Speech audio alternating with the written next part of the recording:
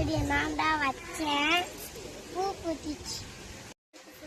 Orange colour பச்சை மலை செடி.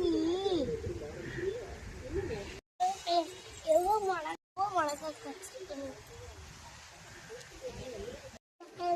இதான் எண்ணெயில் பொறுத்து தேய்ச்சா ரொம்ப முடி வளரும். இதை அடுத்து கீழே ஆற்றுக்கூட போய் தான்